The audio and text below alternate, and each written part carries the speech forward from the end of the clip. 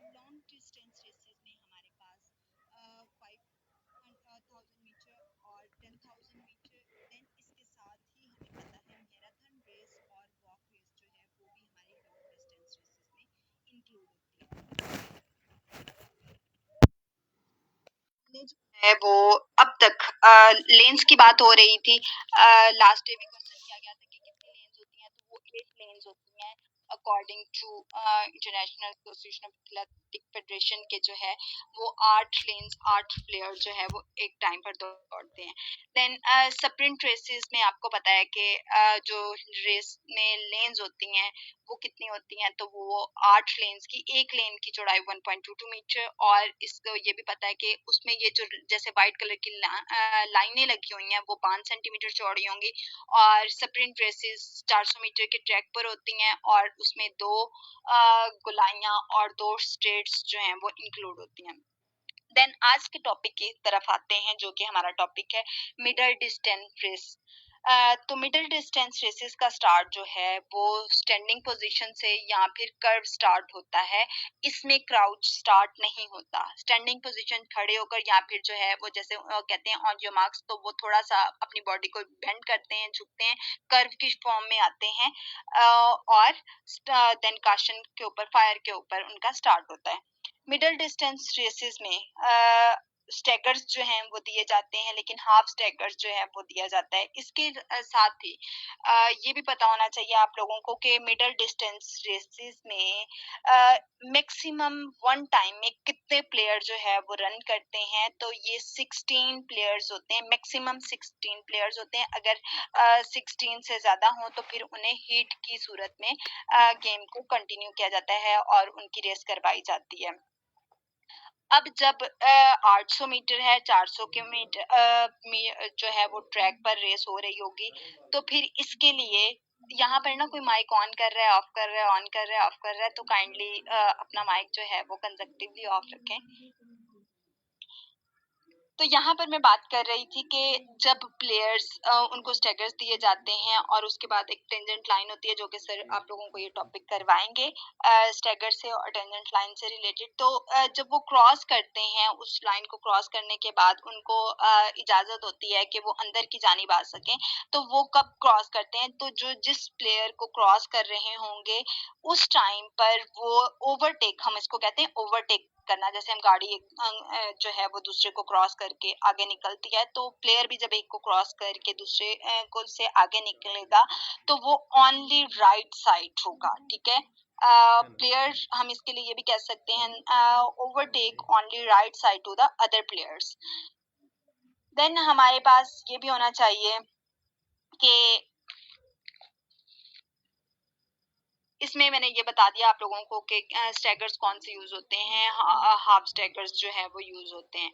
उसके बाद हमारे पास आ जाता है, इससे रिलेटेड कोई कंफ्यूजन तो नहीं है आप लोगों को मिडिल डिस्टेंस रेसेस से? मैं थोड़ा सा स्पीडली इसलिए बोल रही हूँ कि रिकॉर्ड हो रहा है तो आप लोग इसको सुन लेंगे बाद में।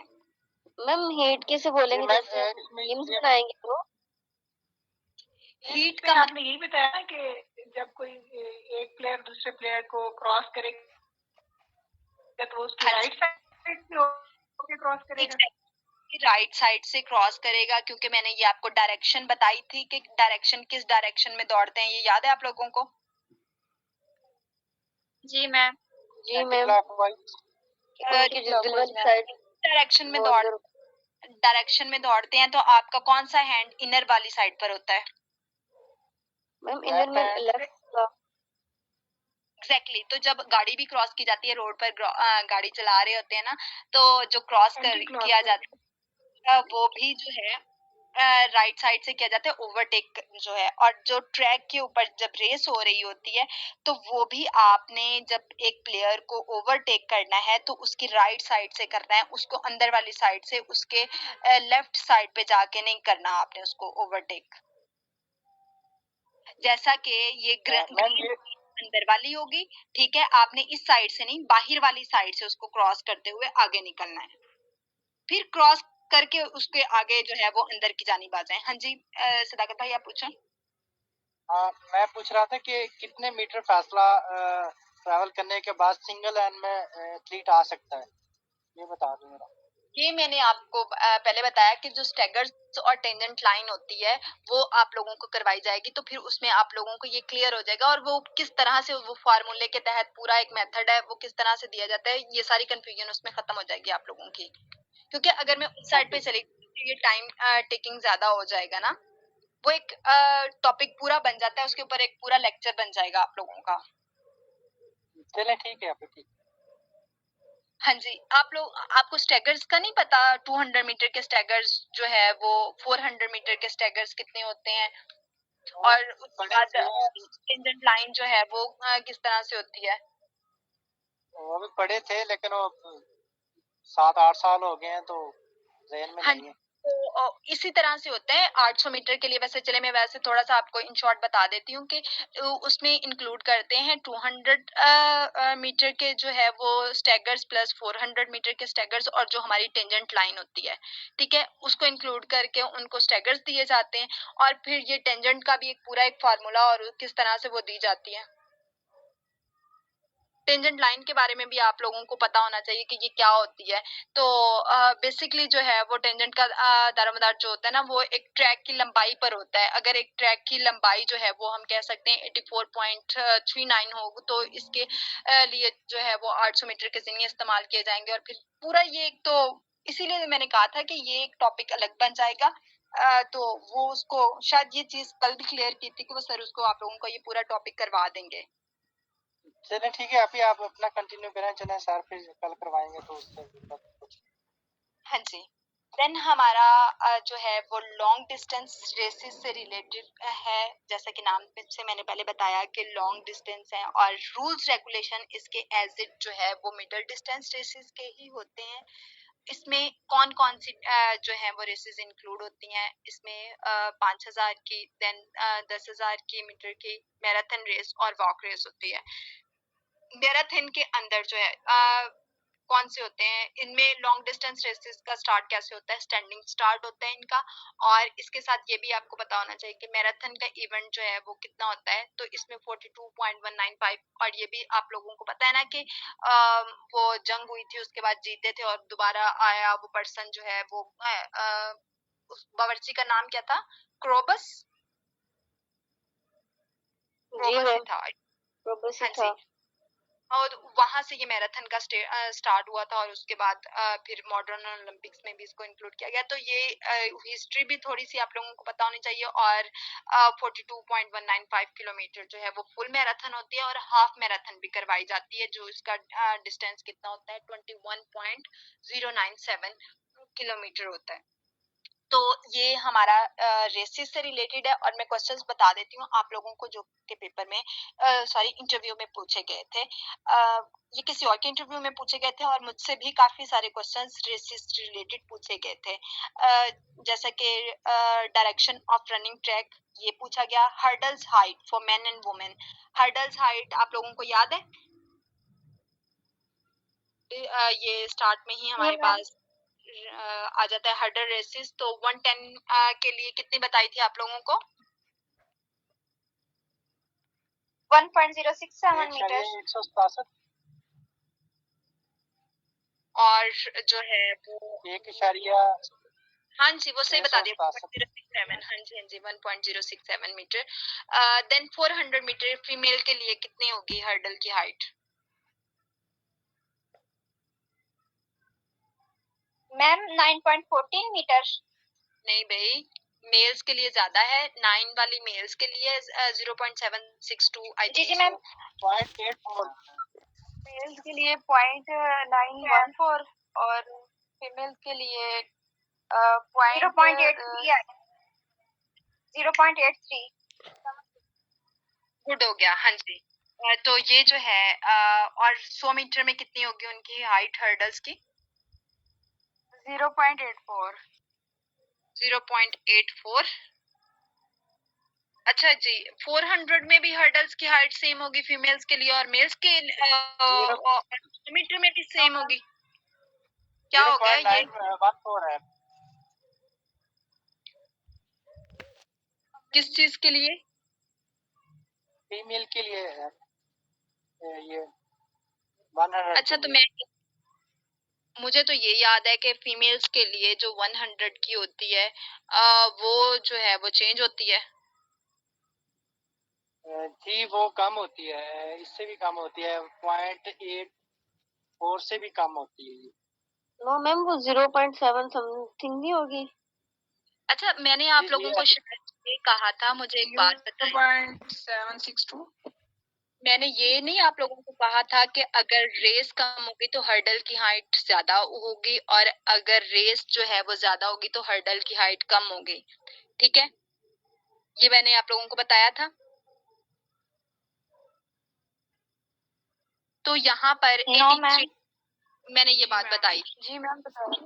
जी। सबसे पहले जो इरम थी ना, उन्होंने सही बताया था 84 वाला जो है वो 0.84 जो है वो 0.83 100 मीटर के लिए, और मेल्स के लिए जो थी 1.067 इरम ने सही बताई थी। पता नहीं वो देख के बताई थी या जुबानी बताई थी। और 400 के लिए जो थी मेल्स के लिए 0.914 और फीमेल्स के लिए 0.762 मीटर। ये मैंने आप लोगों को मैम जी जुबानी बताई थी। हाँ जी, गुड हो गया। तो इसका मतलब है ये प्रिपरेशन कर रही हैं। कुछ लोग छुपा रहे हैं, प्रिपरेशन करते हैं, तो ये छुपाए ना। जो इंटरव्यू की प्रिपरेशन है ना, वो जितना यहाँ पर आप कॉन्फिडेंट होके बोलेंगे ना, वो जो आप लोगों का तैयारी करनी और फिर उसको छुपाना, दूसरों के साथ शेयर ना करना, वो टेस्ट तक ठीक था। इंटरव्यू में आप अपना कॉन्फिडेंस अपने अल्फाज के जरिए से और अपने जो है स्पीकिंग पावर के जरिए से इनहेंस करेंगे। आपकी पक्की बात है ना? जी ma'am. What about you talk this? नहीं मतलब ये पक्की बात है कि जितना ज्यादा नॉलेज शेयर करना चाहिए उससे ज्यादा कॉन्फिडेंस आता है, मतलब ये ठीक है। सी बात है। आप देखें ना, मे बी आपने जहां से वो पिक किया हो या जहां से वो नॉलेज हो किया इकट्ठा किया हो, वो आपने उस एक दफा पढ़ लिया, आपके जंगालूद हो जाएगा। पढ़ा पढ़ा 10 दिन 12 दिन 15 दिन महीने तक वो भूल भी जाएगा। और ज्यादा लोगों के साथ शेयर करेंगे, उससे रिलेटेड कन्वर्सेशन होगी। जब कन्वर्सेशन होगी तो मे बी दूसरे के पास आपके जो मालूमात है उससे रिलेटेड अच्छा मवाद हो, उसके पास अच्छे जो है इंफॉर्मेशन उससे रिलेटेड हो, आपकी मालूमात में मजीद इजाफा होगा। अच्छा चले आप इंशाल्लाह मंडे से फिर स्टार्ट करेंगे सही से। अच्छा सदाकत, मैं एक यहाँ पे एक बात बताऊँ आप लोगों को जी सर। कि मैं दोस्तों के साथ बैठा होता था ना आम रूटीन में, तो जब वो बैठे थे टेस्ट के दिनों में तो कट ऑफ हो गया। उससे पहले बैठते थे तो अपनी ज़ाती गपशप जो भी होती थी। अच्छा, लेकिन जब इंटरव्यू के दिनों में वो मुझे पकड़ के लेके जाते थे तो मैं इस शर्त पे जाता था कि यार तुम लोग ना मुझसे सवाल करोगे दुनिया जहान के और मैं जवाब देने की कोशिश करूँगा।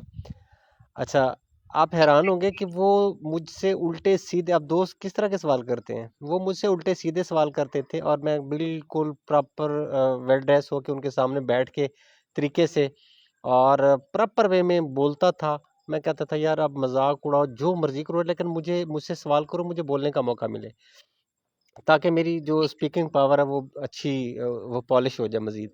तो यहाँ यहाँ पर पे मैं ऐड जी कर दूं कि मैं भी सेम यही वाला हम पैटर्न यूज करते थे। मेरी कोलीग्स पीएचडी कर रही थी, एमफिल कर रही थी, वो अपनी प्रेजेंटेशन की ना डेमो देती होती थी, हम आपस में तो वहां पर वो उस चीज की प्रिपरेशन करती थी। मैंने कहा इस शर्त पे ये तुम लोगों की डेमो बैठ के सुनूंगी कि जो आप लोग ये जो भी रिप्रेजेंट करोगे, हालांकि उनकी फील्ड और मेरी फील्ड बिल्कुल चेंज थी, लेकिन हम एक दूसरे के लिए टाइम निकालते थे कि जी आया दूसरे को कॉन्फिडेंस किस तरह से बिल्डअप होगा।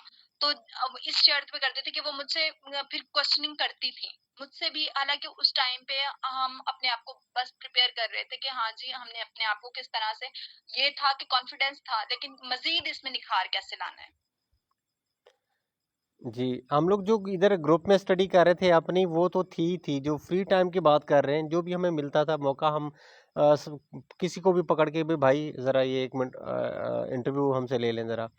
अच्छा, वो पहले तो हंसता था मजाक उड़ाता था, फिर हम सीरियस होते थे, कहते हैं यार चल कोई नहीं, कोई सवाल ही कर ले। अच्छा, वो हमें एक प्लेटफॉर्म मुहैया होता था, मिलता था, हम बोलते थे यहाँ पे आपको फ्री का प्लेटफॉर्म मिला हुआ है, तो भाई यहाँ पे जो बंदा ज़्यादा सीखना चाहता है ना वो ज़्यादा बोलेगा। यहाँ पे तो हमारी पार्टिसिपेशन कम होनी चाहिए, आप लोगों की ज़्यादा होनी चाहिए। हमारे सिर्फ क्वेश्चन होने चाहिए, आप लोगों के हर बंदा उस सवाल का जवाब दे। ये इंटरव्यू मैं की सुन जो जो सही वाली प्रिपरेशन होती है ना, वो इस तरह से होती है कि एक सवाल सबसे किया जाए, हर बंदा अपने पॉइंट ऑफ व्यू से उस सवाल का जवाब दे, ठीक है। बाकी सारे लोग बैठ के उसको नोट करें, सुने कि अच्छा मैंने ये पॉइंट रेज किए थे, उसने ये, उसने ये, उसने ये, तो एंड में आपके पास एक बड़ा अच्छा खासा लॉजिकली जवाब आ जाता है। ये बेस्ट वे है, लेकिन जी सर, आप इंशाल्लाह। लोग घबरा जाते हैं। आप लोग कहते हैं जी कि बस ठीक है, ये हमें सारा कुछ आप बता दें और फिर हम उसको रट्टा लगा के कर लें। वो एक आप लोगों के हवाले से सही तरीका नहीं है।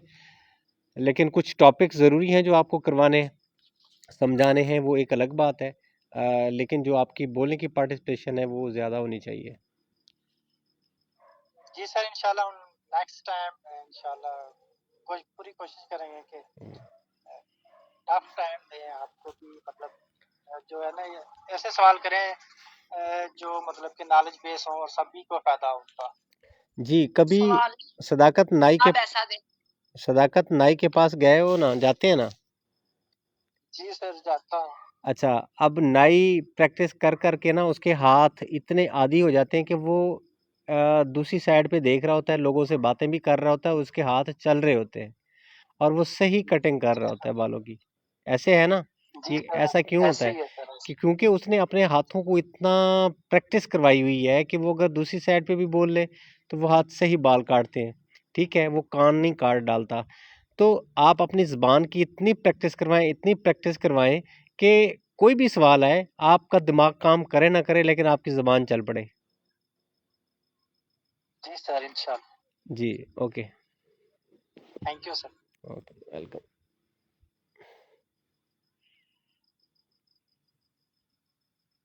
जी सर, मेरा टॉपिक कंप्लीट हो गया है, आप काइंडली कंटिन्यू कर सकते हैं।